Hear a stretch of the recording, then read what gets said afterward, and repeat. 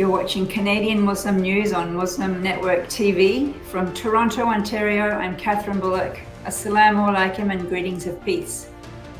Today, an interview with Dr. Mohammed Khalifa. A university association called COUT had lifted a boycott of the University of Toronto on 17th of September. We're going to have a talk to him about what the boycott was all about. But first, a few news headlines. Canadians unknowingly purchasing property in regions at high risk for natural disasters. Wife of Canadian Muslim Uyghur inmate urges boycott of Olympics. Canadian ISIS member faces terrorism charges in US. Pandora Papers reveal trillions of dollars in offshore accounts. Canadians are unknowingly purchasing and constructing property in regions at high risk for natural disasters. These natural disasters are a result of climate change impacts. According to the Canadian Institute for Climate Choices, this could cause billions of dollars in damage every year. Canadians do not have adequate information about climate risks and adaptation cost, according to a report by the federally funded government think tank. The data from local conservation authorities only show areas that are at risk for flooding because of coasts. The JBA risk management maps do not show exactly which homes are at risk. The report urges the Canadian government to begin generating information on climate change risks for infrastructure owners. Wife of Canadian Muslim Uyghur inmate says that Canada should either boycott the Olympics or not send Canadian athletes to recognize China's human rights abuses. Camilla Telendibeva's husband, Hussein Jalil, has spent 15 years in a Chinese prison, according to the federal government. Jalil was an advocate for Muslim ethnic Uyghur minority rights, detained in Uzbekistan in 2006 before he was sent to China. His wife has not heard from him by phone or mail since he was detained. She says that neither the Canadian officials nor politicians nor the Foreign Affairs Minister nor the Prime Minister is interested in speaking with her.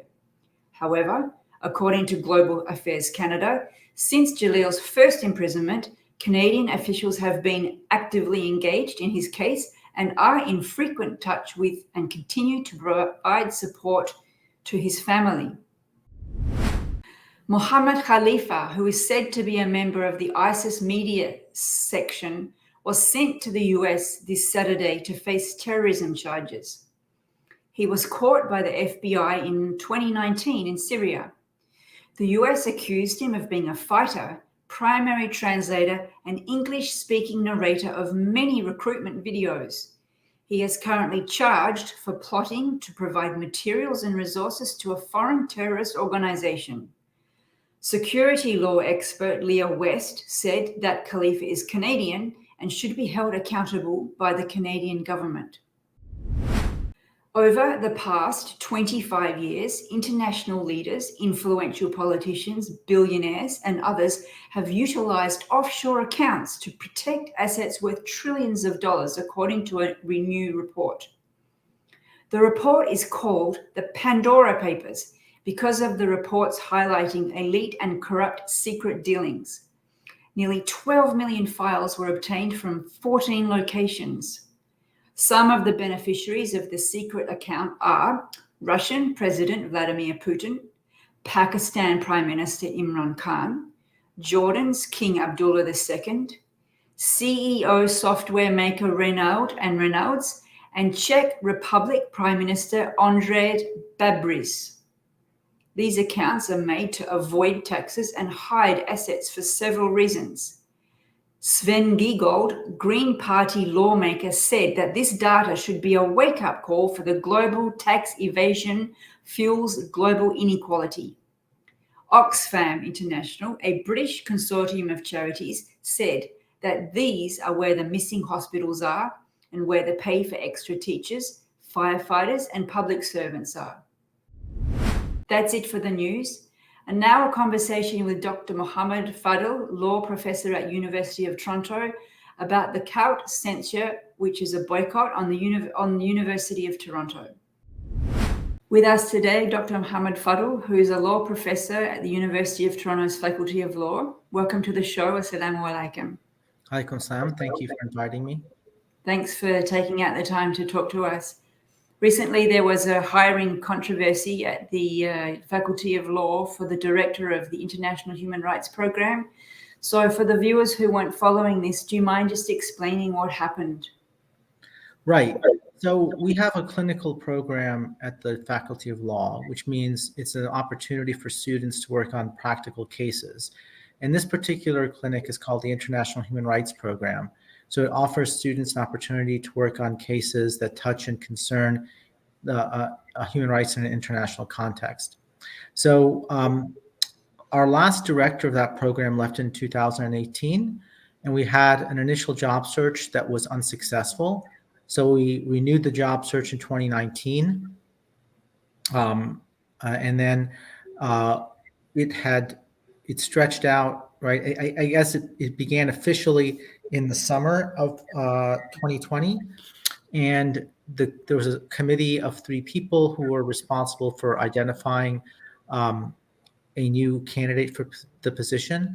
And by the end of the summer, they had identified Dr. Valentina Azarova as their preferred candidate, and they had begun negotiating with her to assume the position. Negotiations were at a rather advanced stage when suddenly, over Labor Day weekend, the dean of the Faculty of Law, the then dean of the Faculty of Law, brought an end to the negotiations and suspended the search.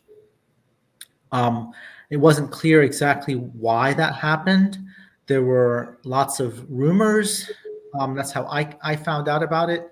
A colleague of mine on the faculty who happens to be, originally he's Israeli, he sent me an email saying, have you heard about the search? Supposedly a donor and an alumnus of the law school intervened with the dean and told him not to hire her because she's done scholarship critical of Israel's conduct in the occupied Palestinian territories. And so that was the first time I heard of it. And that was probably a weekend after Labor Day. After that, I think several people who were directly involved in the job search in the committee resigned. And then other faculty who were part of the International Human Rights Advisory Council resigned.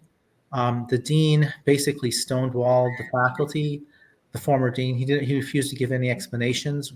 We had no idea whether or not these rumors were true or not true. It was just what raised my suspicion was that the statements of the dean, the then dean, and the university did not deny that there was an intervention by the alumnus. It just said that it had nothing to do with the intervention.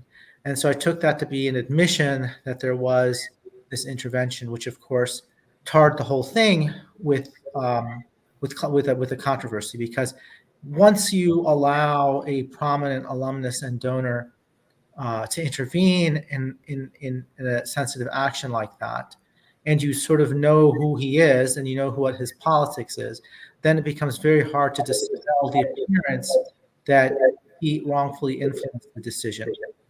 And so several of us raised concerns inside the faculty.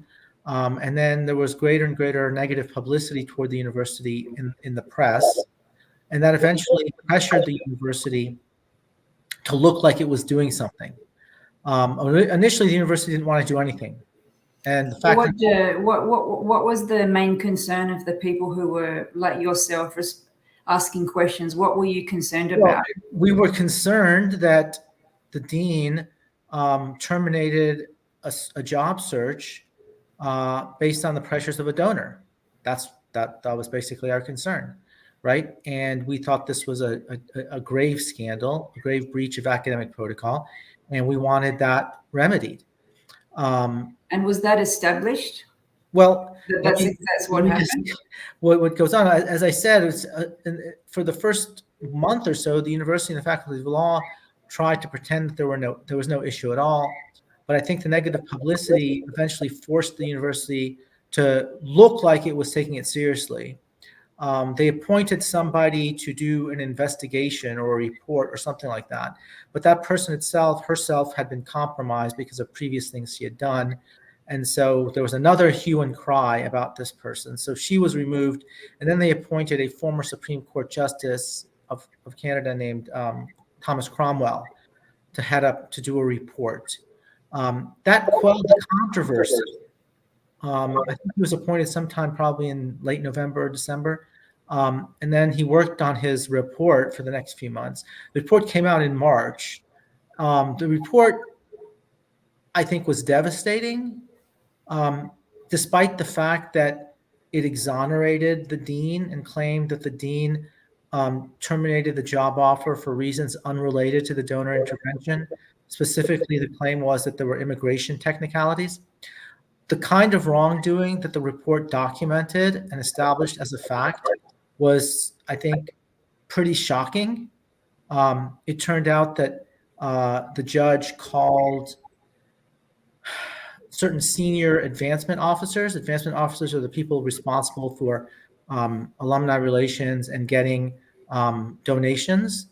And he said that he thought this would be a bad hire for the university and for the law school. It would hurt the reputation of the faculty in the law school. And 48 hours later, the job was terminated. The offer was terminated, right? And so he was given sensitive, confidential information. The dean was informed that he was concerned, right? So at the end of the day, what we know as a matter of fact was that confidentiality of the hiring process was gravely breached. We know as a matter of fact that a politically interested donor was permitted to express his views on a confidential hire. And then the result was consistent with what that donor wanted. Now, the dean claims that he acted in good faith. I can't answer that, but the facts as we know them are pretty bad. So the faculty association called CAUT, Canadian Association of University Teachers, apparently called for it's called a censure. People might not know what that means, but it's like a boycott. Yes. Tell us a little bit about that. Yeah, so what happened after the Cromwell report was issued, the university sort of bragged about it. He said, see, look, nothing bad happened here. The dean acted appropriately while ignoring all these other things.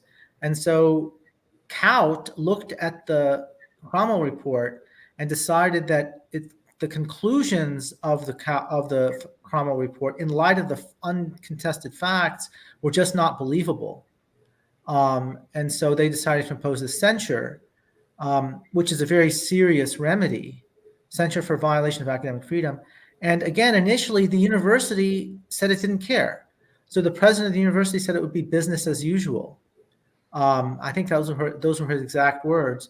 And so we were forced to, as members of the Faculty of Law and the University of Toronto, to organize to bring awareness to the world about the censure. And I think we successfully mobilized colleagues across Canada and across the world who communicated to the University of Toronto through their support of the censure that this could not be business as usual. And I think this kind of pressure forced the university eventually to reverse course and begin negotiations again with Dr. Azarova in good faith. And this is you said it's quite rare. This amounts to sort of like a boycott campaign. You said you got international support for this? Yeah, so we created a website, censureuft.ca. We enlisted, we got over 1,000 signatures on it from prominent academics all over the world, all of whom committed to not engage with University of Toronto academic activities until the censure was resolved. And so lots of people canceled lectures and would not accept invitations to come talk to U of T. So it was having its desired effect, namely to disrupt ordinary academic activity. And I think that forced the university's hand. And then the university, you said that they offered her the job in the end? In the end, they did offer her the job. We thought it was a good faith offer. Unfortunately, she turned it down, which we can understand. I mean, her view was that because of all the controversy, no matter what, if she came to Toronto, she would be the object of a huge amount of controversy and possibly worse. And so she didn't want to expose herself to that. So I still think that the university is responsible for the failure to hire Dr. Azarova. It was a day late, a dollar short, so to speak. This should have never happened. So then I guess there's a new search. What do you think is the fallout from all of this? Well, the fallout has been pretty awful for the International Human Rights Program. First of all, our major partners like Amnesty International, Human Rights Watch, others have terminated their relationship with the IHRP because of how the hiring of Dr. Azarova was handled. And it's not clear yet that they are willing to restore their relationships with the IHRP. And if you don't have those kinds of credible partners in the human rights community, it's very hard to have a successful human rights clinic. Well, we have to leave it there. Thank you very much for taking the time to come and talk to us about this scandal, if I can use that word, at the University of Toronto. Thank you very much for your time. You're very welcome. Thank you. That was Dr. Mohammed Khalifa, Law Professor at the University of Toronto's Faculty of Law. Thank you for watching. Stay tuned for the next episode. Stay safe and God bless.